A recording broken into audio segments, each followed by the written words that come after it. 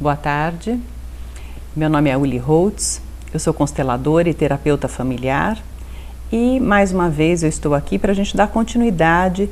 Eu estava falando no último programa sobre essas 3 leis sistêmicas que regem os relacionamentos e nós estávamos conversando sobre a última lei, que é a lei do equilíbrio entre o dar e o tomar. Eu já conversei com vocês sobre essa primeira nuance que é dentro desse equilíbrio entre o dar e o tomar, que é o fato de que os pais dão vida e os filhos recebem. E essa via é uma via de mão única. Não tem como a gente retribuir aos nossos pais o tudo que eles nos deram, a não ser que a gente passe a vida adiante nos nossos filhos. Então a gente acaba retribuindo nos netos deles aquilo que a gente recebeu, a vida.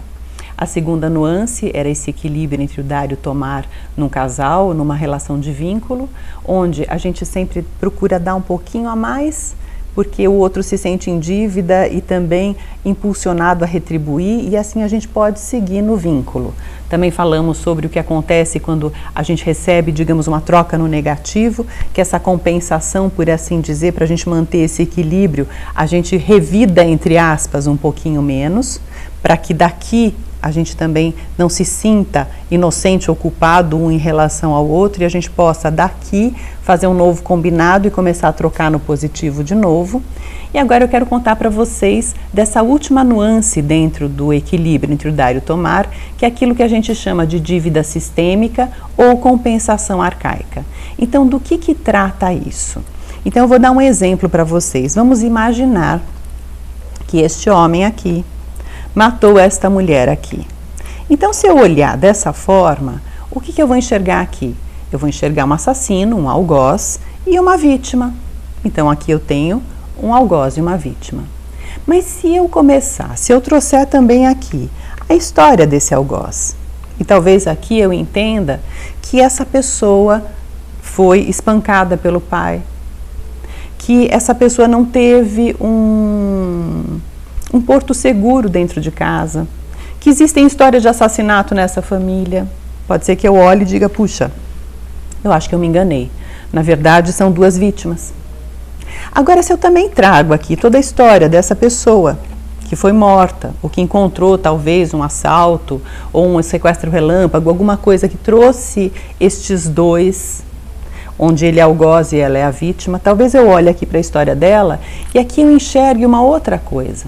Que talvez aqui no sistema familiar dela, estes antepassados dela se beneficiaram de outras pessoas. Que existem aqui histórias onde de boa fé outros foram enganados, onde o sistema todo, como um todo, se beneficiou da perda de outros. Isso acontece também, ainda mais aqui no Brasil, né? Muitas histórias de fazendeiros que tiveram escravos naquela época, ou que ocuparam terras que eram de índios antigamente. Então, onde a gente vê que existe perdas de pessoas, se alguém se beneficia disso, se eu faço parte de uma família que se beneficiou do sofrimento alheio, pode ser, e sempre acontece em cada geração, que um paga essa conta.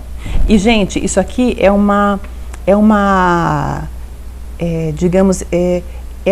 um entendimento infantil arcaico. É como se inconscientemente eu dissesse, gente, eu pago a conta dessa vez, para que vocês possam viver bem, para que vocês possam continuar usufruindo dos benefícios que toda a nossa história nos trouxe, eu pago a conta dessa vez. Eu não me permito ser mais feliz do que aqueles que foram prejudicados pelos nossos naqueles tempos.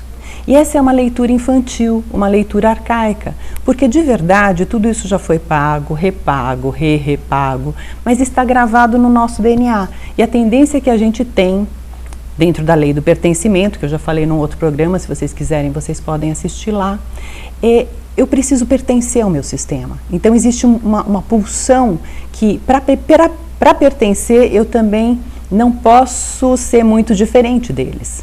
Então, nessa leitura infantil, eu me sacrifico, então eu sou a bola da vez, então para que vocês possam viver bem, eu pago essa conta.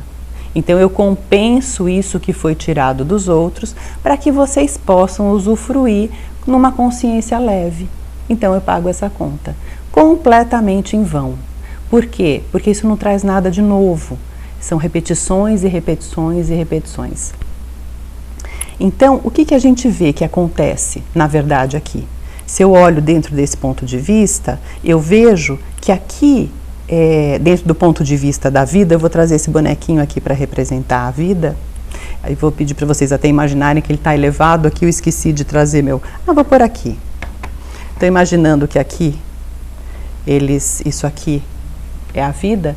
Então eu vejo que dentro do ponto de vista da vida, não existe um algoz e uma vítima. Existem dois que se encontraram nas suas histórias, onde este está na sua competência e ela está na sua competência, ambos a serviço dos seus sistemas familiares. Então a gente vê o quê? Que dentro desse aspecto,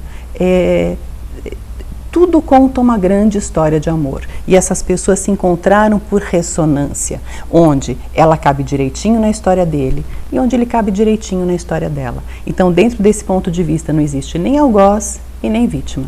Existem dois que se encontraram. Bom, pessoal, por agora é isso e até a próxima. Um beijo.